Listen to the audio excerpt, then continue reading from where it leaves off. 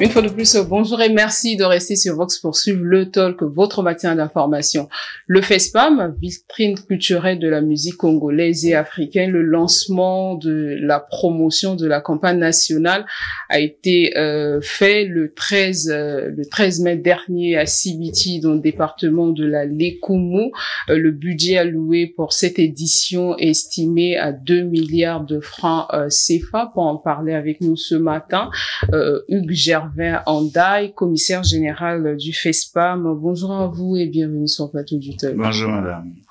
Face à vous, Eddy Fleury Ngombe, opérateur culturel. Bonjour à vous. Bonjour. Bienvenue sur le plateau du Merci. talk. Le budget de la 11e édition du Festival panafricain de musique est estimé à 2 milliards de francs CFA, mais certains se posent la question sur l'opportunité de lancer ce festival, vu les défis économiques auxquels est confronté le pays. Le lancement de la 11e édition, de la campagne nationale de la 11e édition a été fait à Sibiti, dans le département de la Lekumu. Je vous invite à suivre ce reportage sur la conférence de presse qui a annoncé le lancement officiel de cette 11e édition.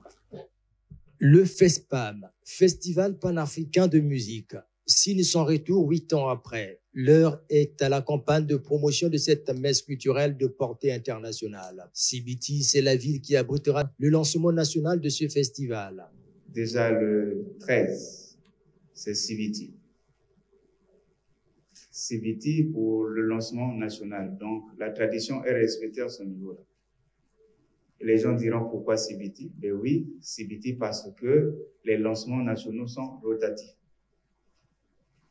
Et Sibiti n'avait pas encore abrité un lancement. Et lesquels feront partie, dans la mesure où c'est une édition de relance, et que nous devons faire bloc pour que l'on sache que le Congo est fier de son FESPAM, et bien, il a été décidé que, à la limite, vous participiez tous, que vous jouez ou pas, que votre présence soit assurée. Je parle bien aux artistes. Parce que si nous prenons tout le monde, chacun avec son groupe, il nous faut peut-être 20 jours pour faire passer tout le monde. Je crois que vous êtes d'accord avec moi. Mais ce n'est que 2 heures de spectacle. 2 heures de spectacle sous le haut patronage du Premier ministre. Et donc, souffrez que certains, peut-être, ne vont pas jouer. Mais nous avons mis en place un petit système qui ferait en sorte que chacun de vous qui a besoin de faire un son peut déposer son support et il aura le micro pour un playback. Placé sous le signe de la valorisation de la rumba, la 11e édition du FESPAM, prévue du 15 au 22 juillet au stade Alphonse Massamba-Débat, sera également ponctuée par des prestations scéniques dans quelques points stratégiques au nord et sud de Brazzaville. Les spectacles se déploieront du nord de Brazzaville jusqu'au sud, donc depuis Kintélé jusqu'à Mayanga. Ce serait pour la première fois qu'on ouvre une scène à Mayanga, donc de l'autre côté. On appelle ça le Simidjoué. Ce serait également pour la première fois qu'on ouvre une scène à Kintélé.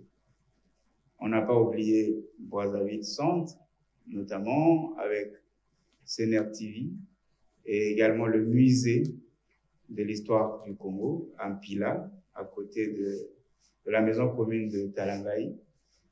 Et c'est là où se déploiera le MUSAF avec l'exposition des instruments de musique traditionnelle cette exposition sera ouverte par le chef de l'État. Et bien entendu, les ateliers, n'est-ce pas, sur l'industrie musicale qui seront développés. Il y aura une grande scène aussi. Ce que nous tenons à vous dire, c'est que toutes ces scènes seront à la disposition des artistes.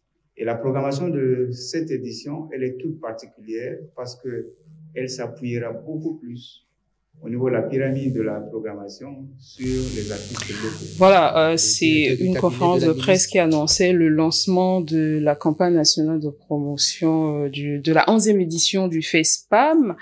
Ce lancement qui a eu le 13 mai dernier à Sibiti, et le festival lui-même aura lieu du 15 au 22 juillet prochain. Les activités qui sont prévues: spectacle en plein air, un symposium, le marché de la musique africaine, des ateliers, des expositions, des instruments de musique traditionnels. Alors, plusieurs se posent la question sur l'opportunité de lancer le FESPAM 8 ans après, d'abord vu le contexte économique actuel du Congo et surtout le budget qui lui est alloué.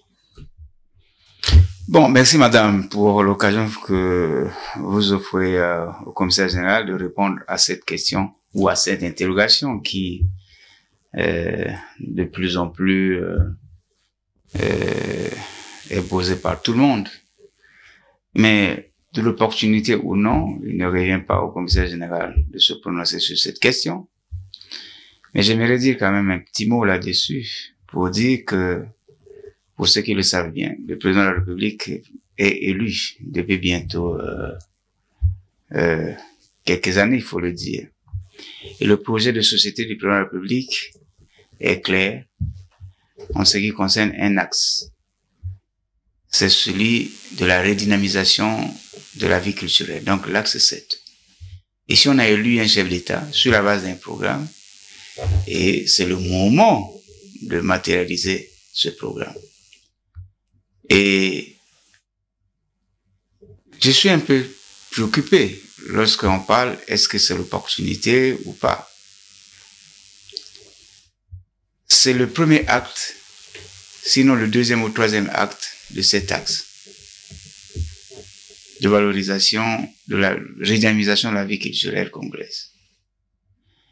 Donc, selon certains, on peut commencer des réalisations dans d'autres axes, sauf la culture alors. Et ce serait donc injurieux de raisonner comme ça. Et ce serait donc méconnaître la valeur de la culture ou la place de la culture dans le développement d'une nation. Est-ce que vous comprenez?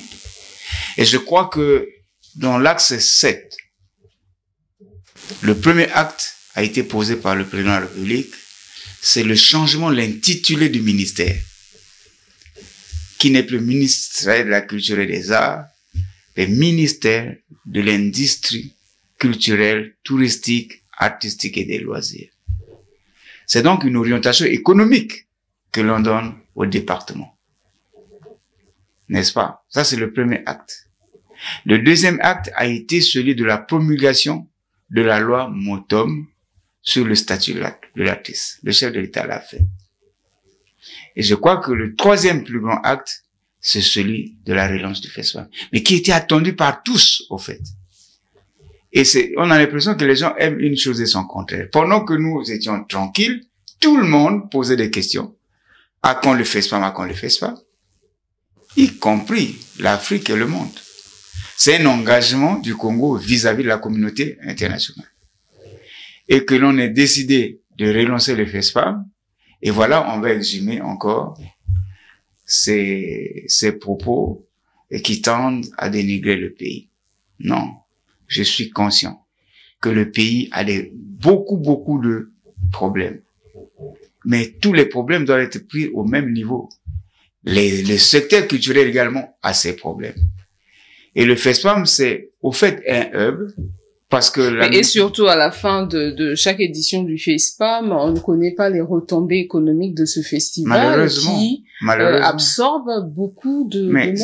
Il faut aussi reconnaître la place de l'ignorance des autres. Parce que pour parler des retombées économiques, il faut avoir mené une étude. Vous avez un spécialiste qui ne raisonnerait pas comme un homme de la rue. Est-ce que vous voyez? Alors dites-nous. Donc, lorsqu'on parle des statistiques ou bien des retombées économiques, ces gens qui arrivent à Brazzaville ne dorment pas quand même à ciel ouvert. Ils dorment dans des hôtels. Ils viennent pas à pied. Ils prennent des avions. Les artistes ne jouent pas gracieusement. Ils ont des cachets. Mais il y a aussi ce que l'on ne peut pas quantifier. C'est le rayonnement du pays. Non, écoutez, si c'est comme ça, peut-être que vous allez me dire aussi que la diplomatie ne compte pas. Non, madame. Ça, on se dit que c'est le débat qui tire le pays vers le bas. Ce que nous sommes aujourd'hui, c'est grâce à notre culture. Mais est-ce que le FESPAM, lui, peut booster quand même le tourisme congolais? Pendant que c'est un produit touristique, madame. C'est peut-être ces questions-là qu'on n'a pas le temps de développer avec vous. Le FESPAM est avant tout un produit touristique. Vous n'allez pas dire à Cannes de dire il faut plus faire Cannes parce que autour d'un festival, il y a des touristes qui viennent. On a la chance aujourd'hui que le ministère ait ces deux composantes. Ça veut dire qu'il y a des tours opérateurs qui doivent travailler sur ce produit pour transporter les touristes vers Brazzaville. Donc, je voulais dire que, madame, au moment où l'économie mondiale se culturalise et vous voulez demander aux Congolais de tourner le dos à la culture, non. Ce serait méconnaître la place et la puissance même de la culture dans le développement du pays au point de vue économique, au point de vue social, à la limite même politique. La culture, c'est un accélérateur de développement. Je suis malheureux parce que, il faut le dire, certaines personnes ne connaissent pas l'importance de ce secteur. Et il y va du postulat historique. Parce que savoir parler de la culture, il faut être spécialiste. Mais parce qu'à la fin de chaque édition, je reviens à vous tout à l'heure, à la fin de chaque édition, on ne connaît pas les chiffres, combien de touristes ont visité le Congo, les chiffres, on a réalisé combien de recettes. Alors sur l'opportunité du FESPAM, hein, vous êtes opérateur culturel. Certains se posent la question, vu les réalités, les défis économiques auxquels est confronté le Congo, allouer 2 milliards de francs CFA alors qu'on pouvait éjecter cet argent dans d'autres besoins, par exemple. Bon, déjà, je vais commencer par féliciter le commissaire général parce qu'il est là depuis 8 ans. Je pense qu'il trépignait d'impatience de mettre son savoir au service du FESPAM. C'est une bonne chose pour le pays. Oui. Moi, je ne veux pas que l'on regarde la culture sur des chiffres arithmétique et économique, parce que la culture est une part entière de notre économie. Et c'est pour ça que moi, dans les chiffres, vous avancez 2 milliards, moi, ça ne me choque pas. Simplement, après, c'est comment c'est alloué et dans quel chapitre on met l'argent. Mais c'est important que la culture ait toute sa place. Et je défendrai toujours l'idée que défend le Ugandais, qu'il faut considérer la culture comme un secteur d'activité avec effet d'entraînement. C'est-à-dire, comme il disait, derrière la musique, on a l'habillement, on a la coiffure, on a l'artisanat. Il y a beaucoup de choses. Après, c'est comment c'est mis en musique. Alors, le mot encore est bien trouvé. Mais maintenant, après ce qu'il a dit comme son plaidoyer est tout à fait juste, moi, mon interrogation maintenant, c'est sur le côté panafricain. C'est un festival panafricain. Moi, j'attendrai maintenant, avec tous les moyens qui sont mis en jeu, que sa dimension panafricaine demeure et soit exploitée. Et je vais anticiper un peu. C'est sur le thème. C'est envol de la base identitaire vers les vertices. Ouais, vers les sommets du patrimoine. Trouvez des mots simples aussi, hein, parce que vous savez, je vous apprends pas à ça, vous le savez. La musique est l'art le plus populaire, le plus festif, et il s'adresse à toutes les couches. Lorsque vous parlez musique, soyez musique. Ne donnez pas ces textes-là à des écrivains qui nous ramènent des textes un peu savants. Parlez de la musique avec la simplicité de la musique. Ce serait bien, mais voilà, quand vous, au lieu de dire sommet, vous dites vertice, je récuse ça un peu. Bref, je repars. Maintenant, je veux demander au commissaire général, quel est son côté panafricain dans ce festival tant attendu? La particularité? Oui, parce qu'il est panafricain. On est à 1 mois, on est à 2 mois de l'événement. Sur toute la planète, tous les grands artistes ont déjà bouclé leur calendrier. Nous travaillons toujours à la va-vite. Qu'est-ce qui reste de panafricain dans ce FESPAM que nous avons tant attendu? En termes d'organisation, de mobilisation, de rayonnement, oui, tout à fait. Les artistes qui vont prendre part. Bien. Je reviens d'abord sur le budget. Oui. Les fameux 2 milliards. C'en est trop, c'est peu, c'est réaliste. Je disais oui. Et surtout que la moitié sera consacrée à l'acquisition du matériel technique. on a connu des éditions qui ont coûté plus que ça. Nous sommes à 2 milliards, et dont 1,2 milliard sont déjà consacrés à l'achat des nouveaux parcs techniques. La vision qui est la nôtre, c'est de faire en sorte que, à court ou moyen terme, faut le dire, que nous minimisions la participation financière du Congo à travers le modèle économique que nous allons mettre en place. Ça veut dire que l'achat de cet instrument, enfin, l'achat de ce parc technique participe à cette vision. Et ce que le Congo va acquérir, c'est-à-dire le FESPAM va acquérir, c'est un nouveau type d'instrument que nous pouvons exploiter même sous une grande pluie.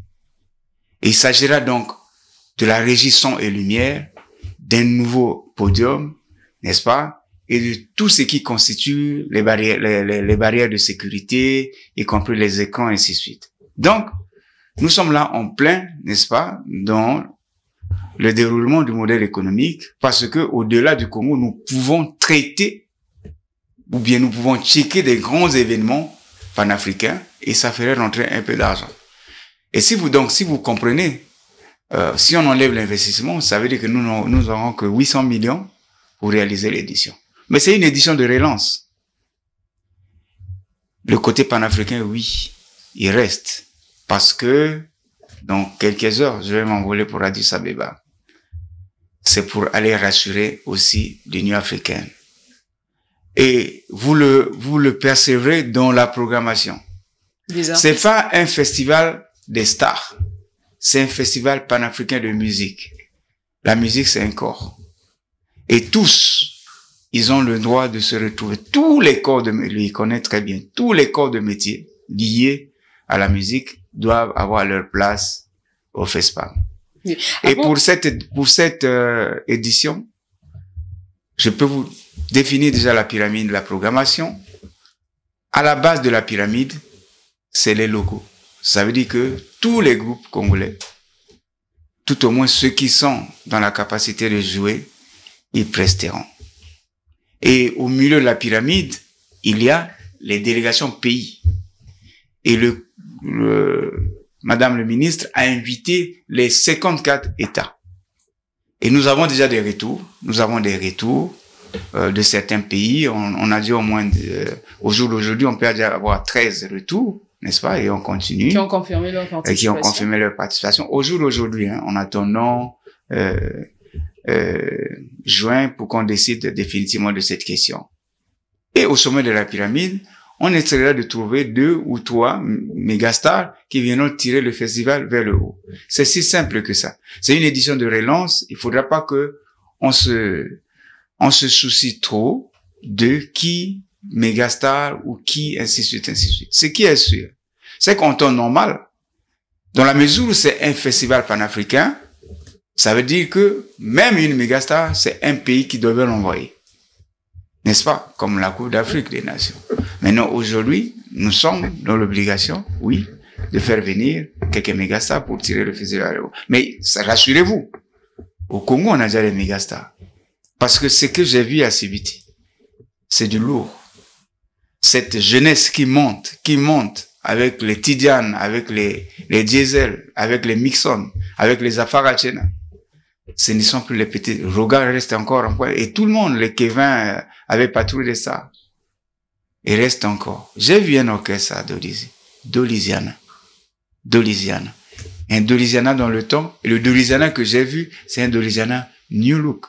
Donc, on a un bouillonnement musical dans notre pays qu'il va falloir mettre en valeur. Maintenant, ce qu'il faut faire comme effort, et je suis d'accord, c'est de dire, mais il joue pour qui?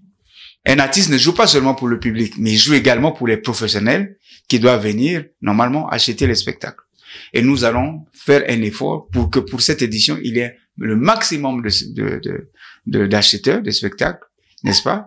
Et pour que, au sortir de cette édition, que l'on comptabilise, quand vous aimez les chiffres, que l'on comptabilise au nombre de spectacles vendus. Mais pourquoi cette année vous avez voulu faire 2 lancements, un lancement national et puis un autre lancement international? Pourquoi? À Paris. Oui, à Paris, notamment le 31. Mais c'est un exercice de communication. C'est un exercice de communication. Et nous avons ici la tradition. C'est pas seulement cette fois-ci. La tradition du FESPAM a toujours été que il y a un lancement. Quand on démarre la campagne promotionnelle, il y a un lancement national et un lancement international. Le lancement national a été fait à Sibiti. Pourquoi Sibiti? C'est aussi une question qui revient. Pourquoi Sibiti? Ben, c'est parce que Sibiti n'a jamais abrité un lancement. On l'a fait dans le Pool, on l'a fait dans le Kwilu, on l'a fait dans la Cuvette, on l'a fait dans la Sangha, on l'a fait dans les plateaux, ainsi de suite. Donc, le tout revenait à Sibiti pour ce lancement. Et après, on ira à Paris. On dira aussi pourquoi Paris. Mais Eddie, il sait. Paris, c'est le temple de la rumba. Toutes les convergences rumba sont à Paris. Mais il y a aussi l'UNESCO, qui a le sceau même, n'est-ce pas, de la gouvernance culturelle mondiale. Et le lancement se passerait à Paris. Et vous savez que l'édition de cette année, elle s'inscrit dans la célébration, n'est-ce pas, de l'inscription de la rumba sur la liste indicative du patrimoine culturel immatériel de l'humanité. Et donc, ce n'était que normal que nous allions célébrer cela au temple même de la culture qu'est l'UNESCO. Oui, pour les artistes congolais, évidemment, c'est une grande vitrine qui va les permettre de vendre leurs œuvres. Mais est-ce qu'après, il y a des retombées, ces artistes-là, ce brassage culturel qui vont voir d'autres artistes venir au Congo? Est-ce qu'après les prestations, ça va s'arrêter qu'au niveau des prestations pour ces artistes? Pour ce qu'on a vu à Sibiti, je me demande si c'est pas fait que pour le pays. Je suis pas sûr que c'est traverser les frontières. Non, c'était pour le pays. Bon. Donc, là, on n'est pas encore dans la partie panafricaine de la chose, hein. Non. Donc, vous voyez, on a deux thèmes. Et puis, le thème, rumba. En fait, c'est ça qui est derrière. Est-ce qu'à Sibiti, la rumba était le thème? Le thème de l'édition? Oui. Est là. Parce que c'est ça que je veux comprendre. En fait, vous avez une vision, mais qu'après, pour nous, hein, on ne comprend pas. On nous parle de rumba. Là, on va à Paris, vous allez à Paris pour la rumba. Mais à Sibiti, vous faites un lancement où la rumba n'est pas évoquée. Vous avez cité des grands artistes en devenir, même déjà confirmés. Aucun ne fait la rumba. De ceux que vous avez cités. Je peux répondre? Oui, non, mais je finis mon propos. Après, c'est pas un reproche. Mais c'est pour dire à ce moment-là, comment vous nous emmenez dans la communication pour que ça soit, comme posait la question Sarah, qui est ce rayonnement qu'on veut. Moi, je suis défenseur de la rumba. Donc, vous comprenez aisément pourquoi je reviens un peu dessus. C'est un peu ça. Paris, la UNESCO, très bonne idée. Ça, j'ai déjà eu l'occasion de le dire. C'est une très bonne idée. Mais moi, maintenant, je veux savoir comment va se manifester ce côté rumba. Pour qu'il y ait un impact après sur les générations après, futures. Sur la rumba à Sibiti, nous avons lancé la soirée par les Bantous. Ils étaient là. Il y a eu Kevin avec Patrouille des Stars. Il y a eu Roga Roga. Il y a eu Quentin Mouyasco. Il y a eu qui d'autre encore? Grand Rebelle. Il y a eu Mama Colonel. Non, effectivement. Le problème, c'est que aujourd'hui, nous ne pouvons plus dissocier la rumba des autres genres. Et le thème lui-même, c'est envol de la base identitaire vers les vertices, n'est-ce pas, de patrimoine. Ça veut dire qu'il faut révisiter la rumba congolaise depuis sa création jusqu'à son sacre. Et lorsqu'on révisite, à un moment donné de l'histoire de la rumba, revisiter aujourd'hui avec la nouvelle génération. C'est ce que je dis. Ce ne sont que les branches de la rumba. Donc, lorsqu'on révisite, il faudra identifier clairement les frontières à partir desquelles elle se détache pour alimenter les autres genres de la musique. Y compris le coupé décalé, y compris d'autres genres, y compris même comment on appelle ça, l'R&B? Non, oui, mais l'R&B, le jazz. Donc, au fait, la rumba, c'est la musique mère. Je suis pas musicologue, mais il est conscient que toute musique est partie de la rumba. Donc, mais est-ce qu'au niveau des castings, il fallait prendre des groupes qui sont, puisque le thème de cette édition met plus l'accent sur la rumba, la valorisation de la rumba congolaise. Je suis d'accord. Est-ce qu'il fallait sélectionner plus les artistes qui font ce genre de musique? Mais les artistes étaient là. Et on ne peut pas parler de la musique urbaine sans parler de la rumba aussi. Ça veut dire que c'est comme si vous parlez du fils sans le père. Ou bien vous parlez du fils sans la mère. Donc le problème, c'est celui-là. C'est avoir ce lien, n'est-ce pas? Non seulement intergénérationnel, mais également en termes des différents genres de musique qui puisent dans la rumba congolaise. Moi, je crois que sur ce point, on peut avoir convergence de vue. Parce que lui, il sait que la rumba a donné naissance à au moins 9 genres de musique qui sont joués. Délaissés par voilà, c'était ça un peu, mais je pense que le commissaire général a compris la préoccupation. Je suis que le porte-voix de beaucoup de gens qui n'ont pas accès à vous.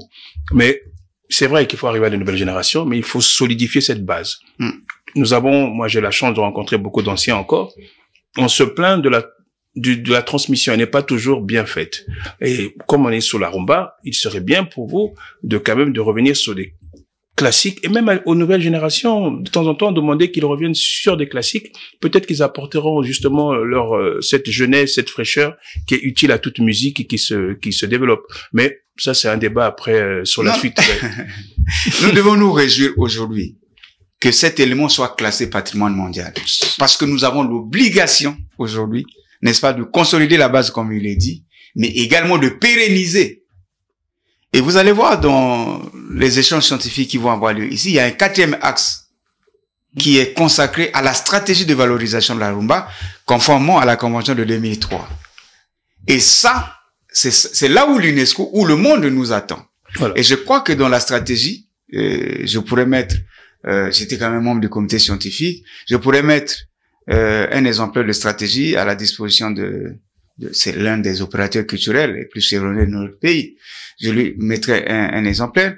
Mais le problème ici, c'est comment nous allons défendre, c'est-à-dire que ce privilège d'éternité. Parce que on peut vous retirer le label si vous ne faites rien. Et c'est pour ça que dans la stratégie, il est préconisé l'inscription de la rumba dans les programmes scolaires, universitaires, enfin scolaires, parascolaires et universitaires congolais. Et c'est pour ça que là, dans la dimension... C'est encore un projet? C'est plus un projet, c'est une stratégie et ça s'impose. Ça s'impose à nous. Voilà, c'est pour ça que tous les ministères qui sont concernés par cet élément-là, ils doivent commencer déjà à réfléchir. Et le leadership est incarné par le ministère de l'industrie culturelle, bien sûr, mais il y aura une task force autour de ce ministère pour que les autres ministères, n'est-ce pas, qui concourent au rayonnement de la rumba, commence à travailler. Donc, il y a l'inscription de la rumba dans les programmes scolaires. Mais il y a également l'autre aspect important. C'est l'aspect muséologique. C'est où, vous n'avez pas dit muséal. Ça veut dire que la construction des temples, de la pratique de la rumba, on pourrait venir, quand on a classé un élément, c'est qu'on vient faire des recherches. Où trouverons-nous les traces? Le Congo est dans l'obligation de construire des musées rumba. N'est-ce pas? Le Congo est dans l'obligation de mettre en place des circuits touristiques rumba. Le Congo a l'obligation de valoriser les créateurs eux-mêmes de la rumba. Et donc, c'est tout un programme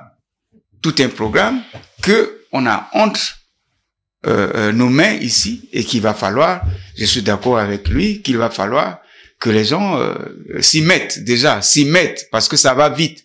Chaque 2 ans, on a un rapport à produire.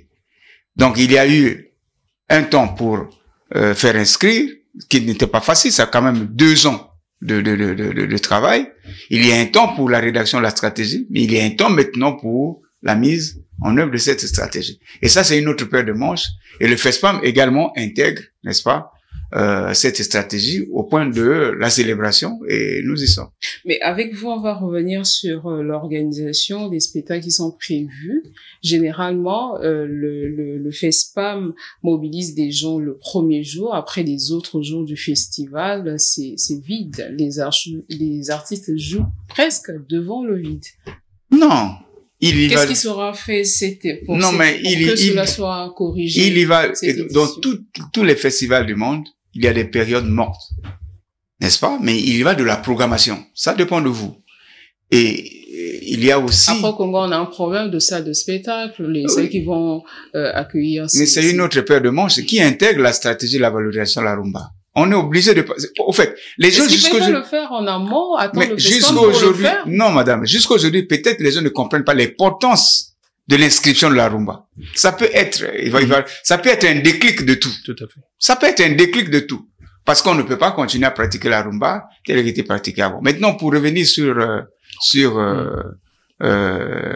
l'affluence du public, il y va de la stratégie, il y va de la programmation. Vous savez, dans notre métier, il y a plusieurs types de programmation.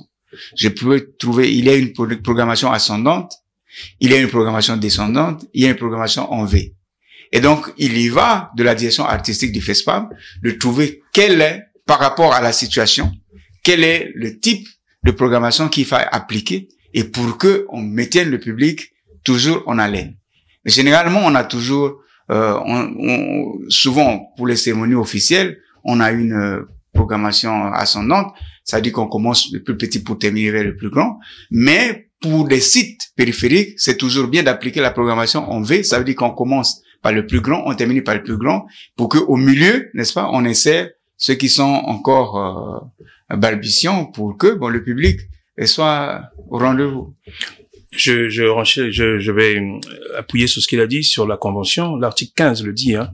Il faut justement réhabiliter les lieux d'expression, conserver, comme vous l'avez dit, c'est le musée, et puis après diffuser. Donc ça, c'est important, et ça va justement, grâce à la rumba, c'est pour ça que j'ai insisté sur la partie UNESCO qui était intéressante, ça permet de revenir toujours par la rumba, d'impulser sur le ministère de tutelle pour que ces lieux d'expression culturelle reviennent. On peut réhabiliter, on a le Bababoum, on avait l'ancien combattant. En fait, il faut ces lieux qui ont marqué la rumba reviennent. Bon, c'était pas le sujet. Mais sur la programmation, je rejoins aussi ce qu'il dit. Ça permettra aussi aux artistes locaux, puisqu'on veut faire la part belle aux artistes locaux, de pouvoir justement... Pour qu'ils soient pas frustrés parce que... Non, mais qu'ils aillent jouer et qu'ils drainent... Mais qu'ils drainent aussi...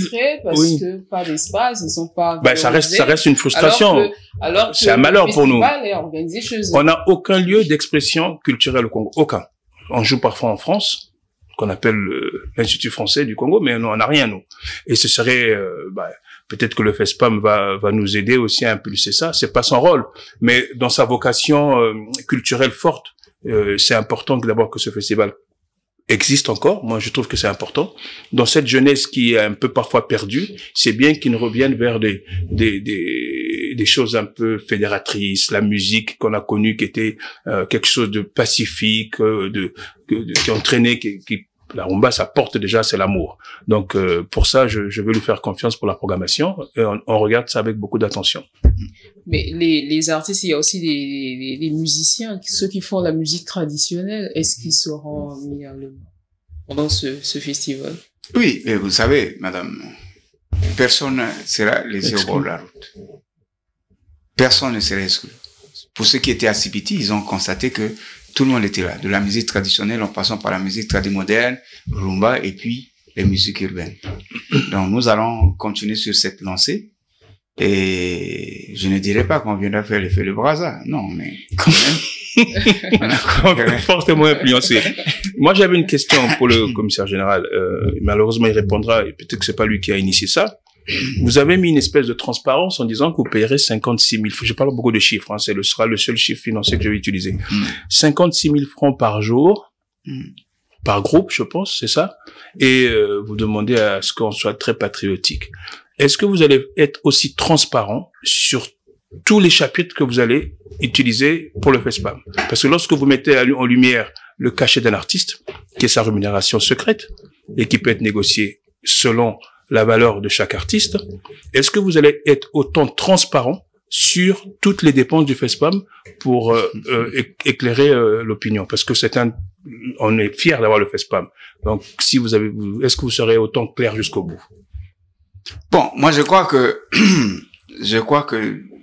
c'est ma première édition. D'accord. Et vous connaissez mon état d'esprit face à ces questions. Et c'est un festival non lucratif. Donc, logiquement, jusqu'au jour d'aujourd'hui, on ne vient pas jouer au FESPAM pour gagner. On vient pour participer à la construction de l'identité africaine. Ça avant tout ça. Généralement, on lui sait, dans des festivals où on s'inscrit même pour venir jouer. Tout à fait. On paye même pour aller jouer. Aujourd'hui, le FESPAM donne l'occasion à tout le monde. Et pour ce qui est des cachets, Nous lançons CBT. CBT, c'est le lancement national. Compte tenu des moyens, nous avons dit, on va en mission commando et pourquoi on relance. Il a été dit que c'était pas les artistes, c'était non seulement les artistes, les journalistes. Ça veut dire que chacun était payé au taux des frais de mission. N'est-ce pas? Pour 2 jours, vous avez plus, pour 3 jours, vous avez plus, ainsi de suite. Mais dans l'absence, là, il y a quand même des artistes avec lesquels on a discuté, les Bantous, on a discuté pour leur cachet, extra musique, ainsi de suite. Mais pour ce qui est de l'édition, Monsieur Eddy, il sait qu'on a quand même, depuis mon arrivée, on a essayé de faire quelques réformes techniques en dotant le festival d'un code artistique. Et le code artistique règle ces questions-là, réglemente le mode de rémunération. Il y a 3 catégories. La première catégorie, c'est des artistes amateurs. Ça veut dire que ceux qui ne, peut-être pas les vocations, mais qui sont là, mais qui n'ont pas encore de notoriété, ainsi de suite, et qui cherchent à se valoriser à travers le FESPAM. Ceux-là, nous les prenons en charge pour les déplacer vers les sites où ils seront en contact des acheteurs. Est-ce que vous voyez? Ça, c'est les amateurs. Mais il y a des professionnels, notamment, qui sont déjà là. Et ceux-ci, dans la mesure où le FESPAM, c'est pas un festival lucratif, c'est le festival qui décide de l'enveloppe à octroyer à chacun. Et si on dit, par exemple, je prends un simple chiffre, si on dit que chaque groupe a peut-être 1 million, ça veut dire que qu'il soit congolais et qu'il soit étranger, tout le monde a 1 million. Ça, c'est le deuxième niveau. Et le dernier niveau, c'est les mégastars. Et cela, c'est au prorata de la négociation. Mais, il y a aussi un mais, quelque chose qui est inscrit en noir sur blanc. Ils sont pas nombreux, les mégastars. Ça veut dire que, dans l'idée qui est la nôtre, étant entendu que c'est une institution panafricaine, il serait normal, ou loisir que chaque sous-région soit représentée par une mégastar. Et le Congo, qui est pays siège également, a sa mégastar. Ce qui remet à dire que si une mégastar d'ailleurs a gagné par exemple 25 millions, la mégastar du Congo également gagnera 25 millions. À la différence, c'est que le FESPAM, dans nos réformes, devient un cycle. Si tu as joué cette édition, tu sors pour attendre la fin du cycle pour revenir jouer. Parce qu'on ne peut pas faire jouer les mêmes artistes. Ça veut dire que d'autres n'auront pas d'espace. Il faut, si tu as été mégastar cette édition, dis-toi que l'année prochaine, tu ne seras pas là. Le temps que les autres aussi fassent un effort et pour qu'ils atteignent ce 25 millions-là demain. Voilà un peu les réformes qui sont mises en place. Je suis content d'écouter ça, mais ça va être compliqué pour vous parce que vous dites mégastar au Congo, il n'y en a pas beaucoup. Vous êtes sûr qu'on en produit toutes les 2 années, vous allez avoir un problème d'ici 2 éditions pour en trouver les mégastars. Mais je suis content d'une chose, c'est ce côté mettre les artistes locaux sur le même diapason que les étrangers, parce que c'est aussi ça le combat pour notre culture, de faire que au-delà du travail artistique qu'on demande qu'il soit élevé, mais qu'on les traite au même niveau que les étrangers, à quelques différences près. Je suis bien content pour ça. Oui, mais le FESPAM, c'est vrai que budget, organisation, tout à l'heure d'ailleurs dans la conférence de presse que nous avons suivie, vous avez parlé de l'organisation, comment les choses vont se procéder, et les métiers qui seront créés, parce qu'il y a quand même le matériel qui sera là, les métiers qui vont créer, par exemple des jeunes qui vont bénéficier pendant le déroulement du FESPAM, peut-être qu'ils trouveront de l'emploi. Emploi, je crois pas, mais peut-être formation, saisonnier, un emploi saisonnier, mais surtout l'idée c'est qu'on veille à ce qu'il y ait une transmission de connaissances, qui viennent plutôt assister aux ateliers, je sais pas qu'est-ce qui est prévu, mais qui viennent apprendre le métier. C'est un métier qui s'est, malheureusement, depuis quelques années, est envahi par des non-professionnels, sans doute à cause de leur capacité financière et puis cette envie, les métiers liés à la culture. Oui, cette envie pressante des gens pour se faire connaître. Selon le métier qu'ils occupent. Donc, ils ont fini par un peu tuer ce métier qui est noble à la base. Mais je compte sur le FESPAM pour le temps de son édition pour justement faire cette communication, pour faire connaître les métiers de la musique, permettre aux jeunes... Est-ce que c'est ce qui sera prévu lors oui, des normalement, oui, au MUSAF, c'est ce qui est prévu toujours autrefois, mais je pense que ça va être reconduit. Pour cette édition, il est prévu... Bon, vous savez, à la base, le FESPAM doit participer à la structuration du secteur musical dans notre pays. Et la formation est également un axe important. On ne forme pas un professionnel de la culture en général, en un jour, en 2 jours, ainsi de suite. Comme il a dit, le métier aujourd'hui phagocyté par, excusez-moi, hein, c'est pas injurieux, par des amateurs. Et on ne peut pas développer, n'est-ce pas, un secteur aussi complexe que celui-là par l'amateurisme. Mais autant que faire se peut, le FESPAM va s'ajouter aux autres secteurs dans le processus de formation. Il y a des formations diplômantes et qui seront ouvertes ici. Je peux déjà vendre la mèche. Il y a l'École nationale des beaux-arts qui est en train de se réformer totalement pour intégrer les métiers liés à ça. Il y a également, si vous allez à Poto-Poto, là, il y a, c'est entouré. Ça veut dire que là va se développer la formation des métiers.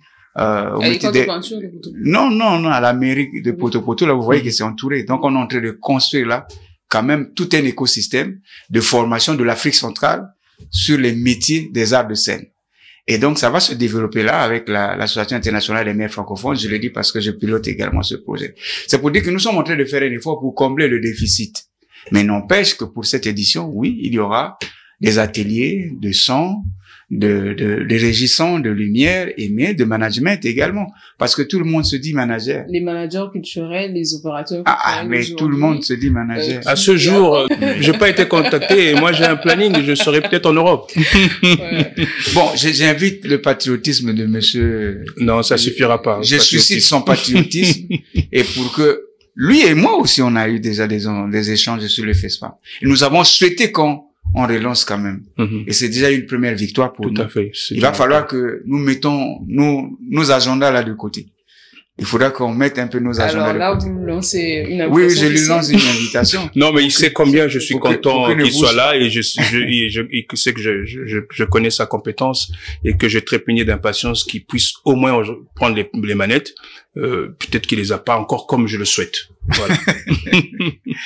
Bon, vous savez, lui sait que c'est une institution publique, hein, et nos approches sont des approches privées et souvent la convergence reste encore un problème, mais on se bat pour que quand même on montre de quoi on est capable et que nous-mêmes aussi on soit fiers de ce qu'on aura produit. Pendant la conférence de presse, vous êtes revenu sur un fait que c'est pas tous les musiciens congolais qui sont programmés parce qu'ils sont nombreux avec ceux qui viendront de l'extérieur.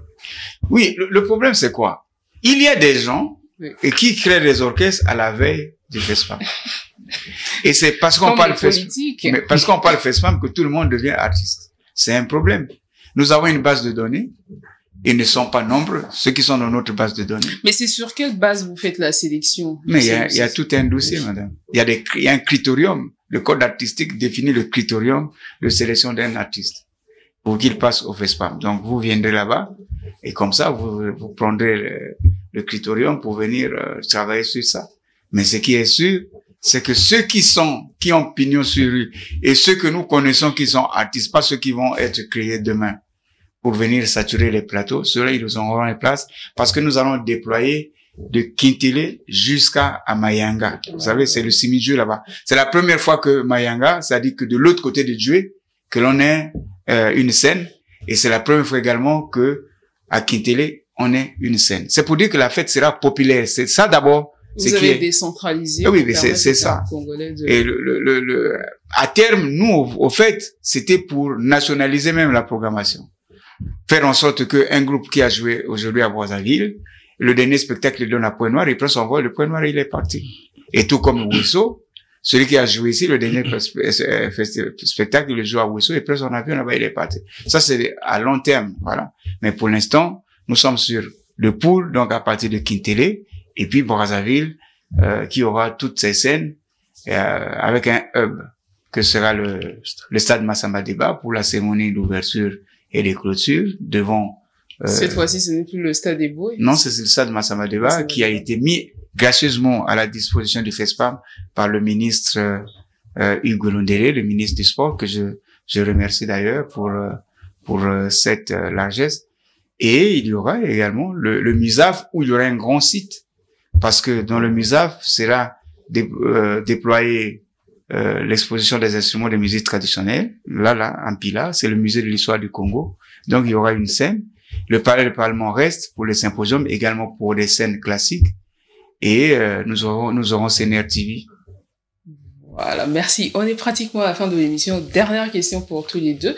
Alors, comment faire du FESPAM un élément moteur de la valorisation de la musique congolaise? C'est que après l'édition du FESPAM, que ça participe vraiment à la valorisation de la musique congolaise. Bon, déjà, dans son déroulé, le fait que ça soit sur tout le territoire de Brazzaville, c'est une bonne chose. Ça le rend populaire. Je pense que ça va aussi parce que 8 ans d'absence, il faut redynamiser les choses. Je pense que c'est un bon début.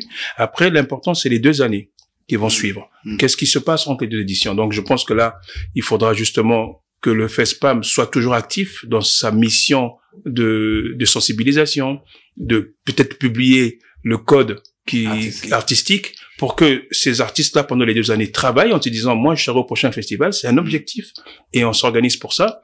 Et je souhaite surtout que les ateliers qu'il va avoir pendant le MUSAF interpellent les gens pour que après cette édition, que pendant les 2 années qu'on travaille, qu'on élève le niveau de notre musique et de nos artistes. Mais j'ai bonne foi. Mais vous savez que aujourd'hui, le tout numérique est en train de prendre sa place dans la musique, le streaming. Nous ne sommes pas préparés. Tout au moins, le Congo n'est pas encore préparé. Parce que l'écosystème bancaire ne facilite pas encore les artistes dans ce sens. Il y aura donc des échanges là-dessus. Nous avons la problématique, l'éternelle problématique des droits d'auteur. Ah, je voulais pas l'aborder. N'est-ce pas? Écoutez. Oui, effectivement. J'ai mon poil qui se... Il y aura des échanges là-dessus. N'est-ce pas? Avec des spécialistes. Et lui, Eddy Ngombe, il sera de la partie pour essayer d'éclairer aussi des gens dans ce sens-là.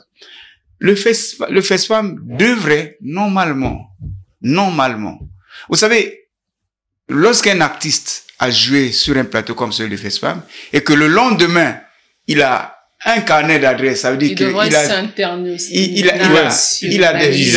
des dates, il oubliera facilement le FESPAM. D'abord, il ne reviendra plus.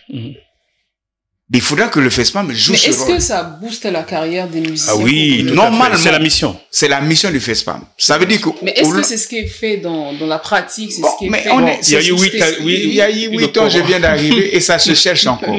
Vous poserez la question, est-ce que autant d'éditions réalisées, il y a eu combien de contrats signés, n'est-ce pas, pour le développement des carrières? Ça, je ne répondrai pas dessus, mais eux-mêmes, ils viendront répondre. Mais ce qui est sûr, c'est que la vision qui est la nôtre, c'est de faire en sorte que, après une édition, que chacun ne revienne plus pour dire j'attends l'édition prochaine, parce qu'il aura déjà des dates, n'est-ce pas, à développer. Et vous parlez d'un statut juridique du FESPAM? C'est une autre paire de manches. Ouais. Un mot là-dessus, parce que le mot, c'est que, pour une fois, le gouvernement a pris la situation à bras le corps et nous y travaillons. C'est pour ça que je m'en vais à Addis Abeba pour ça. Merci beaucoup, Hugues Gervais Ndaye, commissaire général du FESPAM, de la 11e édition du FESPAM. Eddy Ngombe, merci. Opérateur culturel, merci à vous deux d'avoir pris part à ce plateau. Merci à vous également pour votre attention. Restez avec nous car l'information revient tout de suite sur Vox TV.